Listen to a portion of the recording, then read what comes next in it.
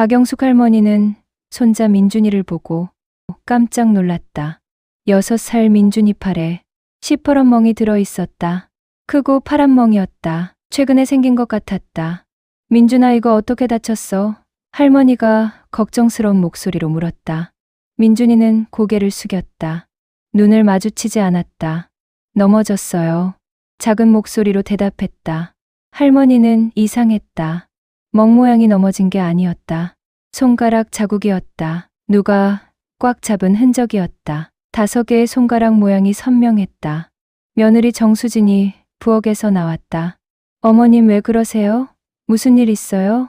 영숙은 민준이 팔의 멍을 가리켰다. 이거 어떻게 된 거야? 수진은 태연하게 말했다. 표정도 변하지 않았다.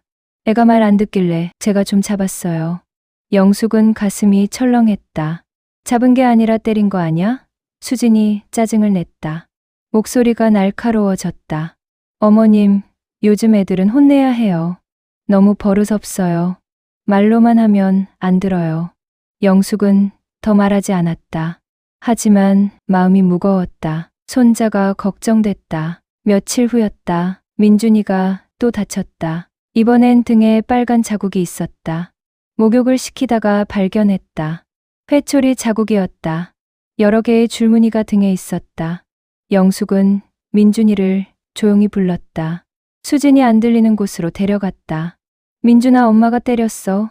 할머니한테 말해봐. 민준이는 눈물을 글썽였다.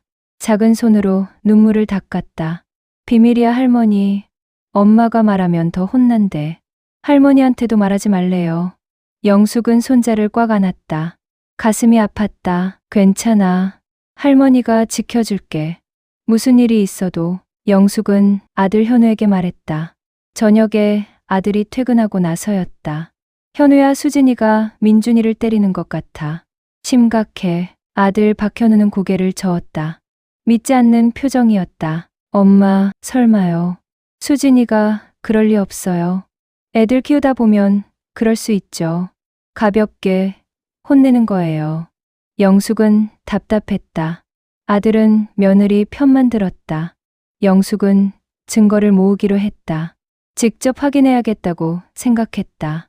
민준이 몸을 사진으로 찍었다. 팔의 멍, 등의 자국, 다리의 상처 하나하나 기록했다. 날짜도 메모했다. 어느 날이었다. 영숙은 집에 몰래 녹음기를 설치했다. 작은 녹음기 3개를 샀다. 거실, 소파 뒤에 하나, 민준이 방 장난감 상자 안에 하나, 부엌 찬장 위에 하나. 며칠 후였다. 수진이 외출한 사이 녹음기를 확인했다. 충격적인 소리가 들렸다. 수진이 소리치는 소리였다. 이 나쁜 새끼야. 또 말 안 들어? 때리는 소리가 들렸다. 찰싹 크고 둔탁한 소리였다. 민준이 우는 소리가 들렸다. 엄마, 미안해요. 다시는 안 그럴게요. 영숙은 눈물을 흘렸다. 손이 떨렸다. 손자가 학대받고 있었다. 자신의 집에서. 영숙은 더 많은 증거를 모으기로 했다. 수진이 외출한 날, 영숙은 병원에 민준이를 데려갔다. 의사에게 상처를 보여줬다. 팔의 멍, 등의 자국, 다리의 멍. 모두 보여줬다. 의사는 심각한 표정을 지었다. 이건 학대한 흔적입니다. 아동학대가 의심됩니다. 의사가 진단서를 써줬다. 영숙은 진단서를 잘 보관했다. 집에 돌아와 서랍 깊숙이 넣었다. 하지만 바로 신고하지 않았다. 다른 계획이 있었다. 완벽하게 준비하고 싶었다. 영숙은 수진의 과거를 조사했다. 수소문을 시작했다. 수진의 고향 친구를 찾았다. 페이스북을 뒤졌다. 고향, 동창회 모임을 알아냈다. 친구 한 명을 카페에서 만났다. 커피를 마시며 친구가 말했다. 수진이요? 그 애 원래 성격 더러워요. 학창 시절에도 애들 괴롭혔어요. 약한 애들 골라서 괴롭혔죠. 영숙은 더 파고들었다. 수진의 경력도 조사했다. 수진은 결혼 전에도 문제가 있었다. 전 직장에서 해고당했다는 걸 알아냈다. 동료를 괴롭혔다는 이유였다. 직장 선배를 만났다. 선배가 말했다. 수진 씨, 정말 독했어요. 후배들한테 심하게 대했죠. 결국 문제가 돼서 나갔어요. 영숙은 모든 걸 노트에 기록했다. 증거를 체계적으로 정리했다. 그리고 기다렸다. 더 결정적인 증거를 위해. 어느 날이었다. 수진이 외출했다. 친구 만나러 간다고 했다. 영숙은 수진 방을 조심스럽게 들어갔다. 서랍을 하나씩 열어봤다. 화장대, 서랍맨 아래에서 수첩을 발견했다. 일기장 같은 수첩이었다. 수첩을 펼쳤다. 놀라운 내용이 적혀 있었다. 민준이 너무 짜증나. 매일 울고 떼쓰고. 애 때문에 내 인생 망했어. 결혼 안 할 걸 그랬어. 차라리 없었으면 좋겠어. 영숙은 수첩을 사진으로 찍었다. 한 장 한 장 꼼꼼하게. 그리고 원래 자리에 놓았다. 수진이 눈치채지 못하게. 영숙은 며느리 친정도 조사하기로 했다. 수진 어머니를 만나러 갔다. 수진 친정집으로 찾아갔다. 수진 엄마는 차를 내왔다. 거실에서 마주 앉았다. 우리 수진이가 애 키우느라 힘들죠? 애 키우는 게 보통 일이 아니잖아요. 영숙은 조심스럽게 물었다. 자연스럽게 대화를 이어갔다. 수진이가 어렸을 때 어땠어요? 성격이 어땠는지 궁금해서요. 수진 엄마는 한숨을 쉬었다. 표정이 어두워졌다. 솔직히 말하면요. 수진이는 원래 성질이 급해요. 어렸을 때도 동생들 때렸어요. 남동생 둘을 자주 때렸죠. 제가 많이 혼냈는데 고쳐지지 않더라고요. 커서도 그런 것 같아요. 영숙은 녹음하고 있었다. 핸드폰으로 몰래 모든 대화를 녹음했다.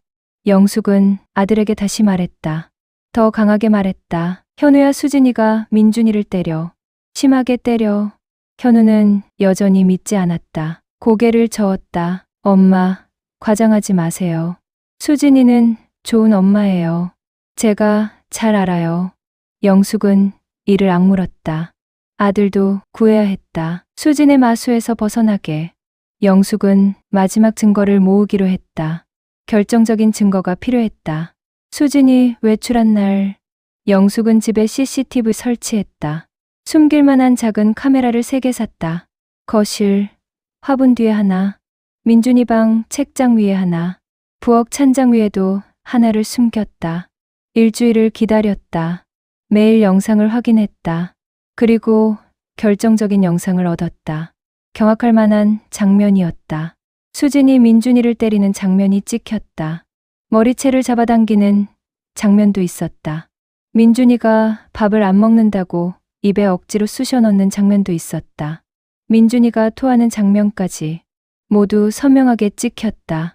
영숙은 모든 증거를 USB에 담았다. 사진, 녹음 파일, 영상, 진단서, 수첩 사진. 모든 것을 정리했다. 이제 준비가 끝났다. 복수할 시간이었다. 영숙은 가족 모임을 제안했다. 큰 가족 모임을 하자고 했다. 친척들을 모두 불렀다.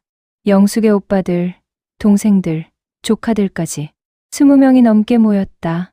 수지는 좋아했다. 표정이 밝았다. 자신을 자랑할 기회라고 생각했다. 시댁 식구들 앞에서 좋은 며느리로 보이고 싶어 했다.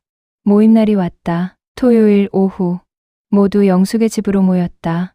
영숙은 정성껏 음식을 준비했다. 여러 가지 반찬과 음식들.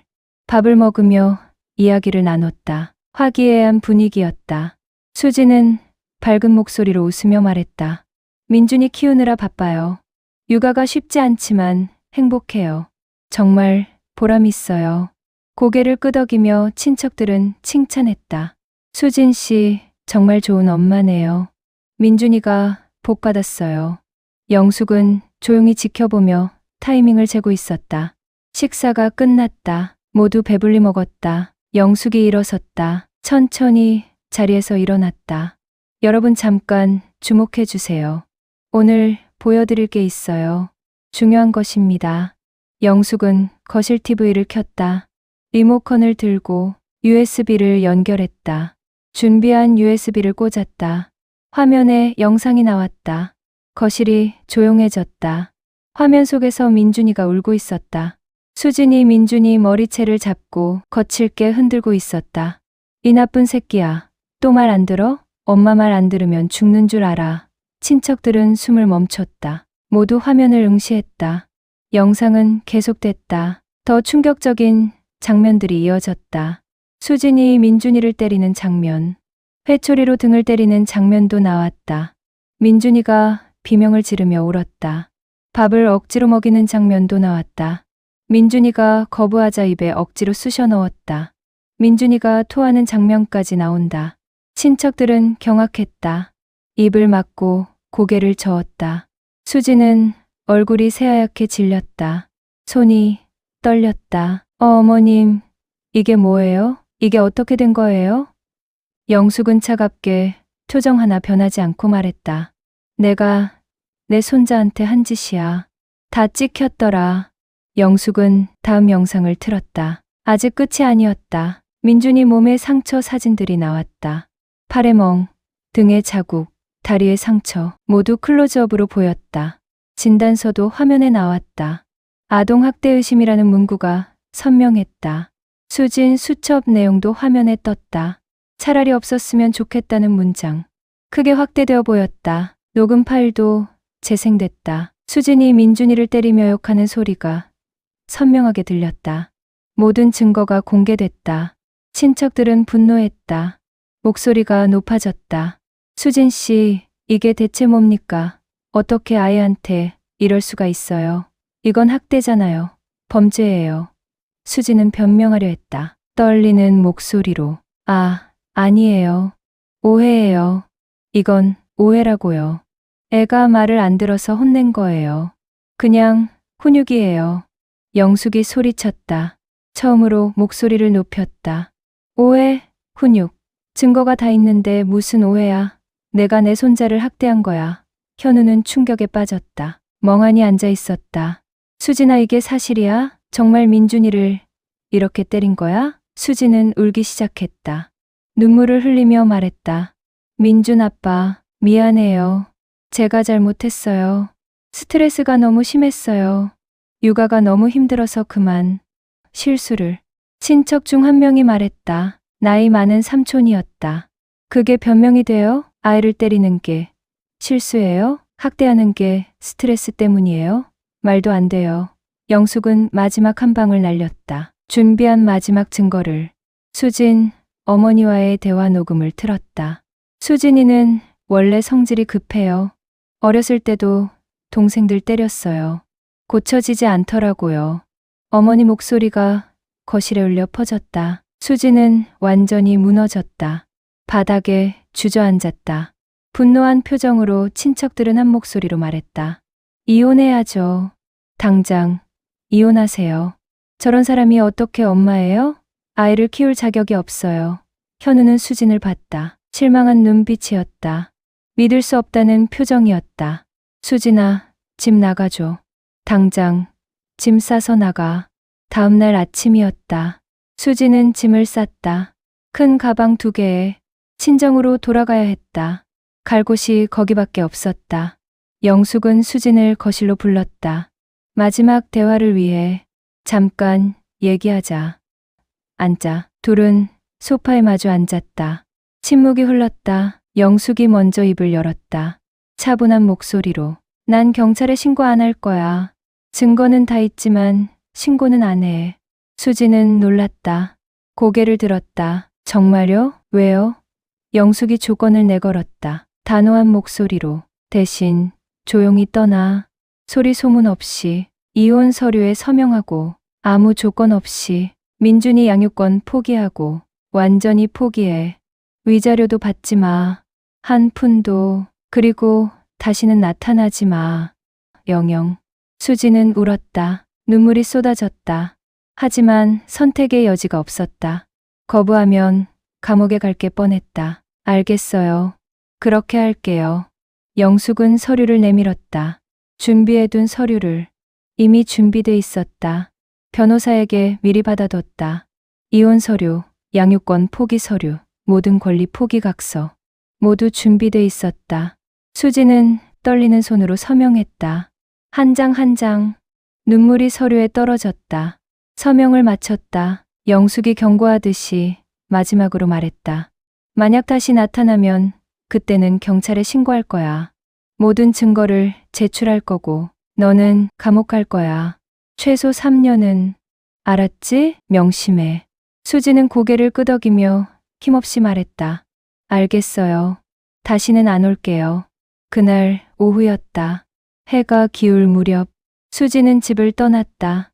큰 가방 2개를 들고 돌아보지 않았다. 뒤돌아볼 용기가 없었다. 민준이는 할머니 품에 안겨 있었다. 창문 너머로 지켜봤다. 할머니 엄마는 어디 가요? 왜 가방 들고 가요? 영숙은 민준이를 쓰다듬었다. 부드럽게 머리를 쓰다듬었다. 엄마는 멀리 갔어. 한동안 못 올 거야. 이제 할머니랑 살자. 민준이는 고개를 끄덕였다. 생각보다 담담했다. 좋아요. 할머니랑 사는 게 더 좋아요. 영숙은 눈물을 흘렸다. 하지만 행복한 눈물이었다. 손자를 지켰다. 조용하게. 하지만 완벽하게. 현우도 옆에 있었다. 아들이 말했다. 엄마, 죄송해요. 제가 몰라봤어요. 엄마 말씀 들을 걸 그랬어요. 영숙은 아들의 손을 잡았다. 괜찮아. 이제 우리 셋이서 잘 살자. 민준이 잘 키우자. 1년이 지났다. 시간이 빠르게 흘렀다. 민준이는 많이 밝아졌다. 완전히 다른 아이가 됐다. 더 이상 멍도 상처도 없었다. 웃음도 많아져 매일 웃는 얼굴이었다. 영숙은 민준이를 정성껏 키웠다. 온 마음을 다해 매일 아침 학교에 데려다 줬다. 손을 잡고 등교했다. 오후에는 학교 앞에서 기다렸다. 함께 집으로 걸어왔다. 숙제도 같이 했다. 옆에 앉아서 도와줬다. 맛있는 밥을 해줬다. 민준이가 좋아하는 음식들. 현우도 달라졌다. 아들이 변했다. 아들은 영숙에게 감사했다. 매일 고마워했다. 엄마, 고마워요. 정말 고마워요. 엄마가 아니었으면 큰일 날 뻔했어요. 민준이를 구해주셔서 감사해요. 영숙은 아들의 손을 잡았다. 따뜻하게. 이제 우리 셋이서 잘 살자. 행복하게 살자. 현우는 재혼하지 않기로 했다. 민준이에게 집중하기로 했다. 아들로서 아버지로서 영숙과 함께 아이를 키웠다. 3대가 함께 살았다. 민준이는 학교에서 상도 받았다. 첫 상이었다. 그림 대회에서 1등을 했다. 그림을 잘 그렸다. 그림 제목은 할머니와 나였다.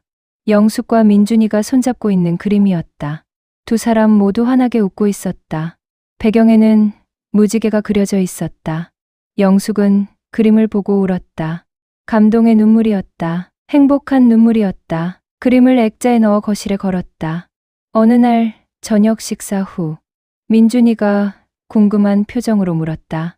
할머니 엄마는 왜 안 와요? 다른 애들은 엄마 있는데. 영숙은 민준이 눈을 보며 조심스럽게 대답했다. 엄마는 멀리서 살아. 한동안 못 올 거야. 민준이가 말했다. 생각보다 밝은 목소리로. 괜찮아요. 할머니가 있으니까. 할머니가 더 좋아요. 영숙은 민준이를 꽉 안았다. 눈물이 났다. 그래, 우리 민준이. 할머니가 평생 지켜줄게. 항상 곁에 있을게. 2년 후, 민준이는 초등학교 3학년이 됐다. 건강하고 밝은 아이로 자랐다. 친구들도 많았다. 성적도 좋았다. 영숙은 70이 됐지만 여전히 건강했다. 아직 정정했다. 손자 때문에 더 오래 살아야 했다. 건강 관리를 열심히 했다. 어느 날이었다. 우편함을 확인하는데 수진에게서 편지가 왔다. 얇은 봉투였다. 영숙은 편지를 읽지 않고 바로 버렸다. 쓰레기통에 던졌다. 과거는 과거였다. 다시 돌아볼 필요 없었다. 앞만 보기로 했다. 민준이와 함께, 현우와 함께. 그날 저녁, 가족 셋이서 저녁을 먹었다. 영숙이 만든 된장찌개와 불고기. 민준이가 좋아하는 메뉴였다. 밥을 먹으며 대화를 나눴다. 민준이가 학교 이야기를 했다. 오늘 받아쓰기에서 100점 맞았어요. 선생님이 칭찬하셨어요. 현우가 머리를 쓰다듬었다. 잘했어, 아들. 아빠가 자랑스럽다. 영숙은 미소 지었다. 행복했다. 이런 평화로운 순간이. 식사 후 민준이가 숙제를 했다. 영숙이 옆에서 지켜봤다. 현우는 설거지를 하고 가족이 함께 시간을 보냈다. 밤이 됐다. 민준이를 재울 시간이었다. 영숙이 민준이 방으로 갔다. 이불을 덮어줬다. 민준이가 말했다. 할머니, 사랑해요. 할머니 덕분에 행복해요. 영숙은 민준이 이마에 뽀뽀했다. 할머니도 사랑해. 우리 민준이. 잘 자. 좋은 꿈 꿔. 영숙은 불을 끄고 나왔다. 거실로 돌아왔다. 현우가 차를 내왔다. 둘이서 마주 앉았다. 현우가 말했다. 엄마, 정말 고맙습니다. 엄마가 아니었으면 민준이가 어떻게 됐을지 생각만 해도 끔찍해요. 영숙은 아들의 손을 잡았다. 괜찮아. 다 지나간 일이야. 이제 앞만 보자. 민준이 잘 키우자. 현우는 고개를 끄덕였다. 네, 그렇게 할게요. 그날 밤 영숙은 잠들기 전에 생각했다. 1년 전 그날, 가족 모임에서 증거를 공개했던 날. 그때는 떨렸다. 하지만 잘한 일이었다. 조용하지만 확실하게. 복수는 조용히 하는 거였다. 시끄럽게 할 필요 없었다. 가족을 지키는 것. 그것이 진짜 승리였다. 손자가 옆에 있어서 행복했다. 그것으로 충분했다. 영숙은 미소 지으며 잠들었다. 평화로운 잠이었다.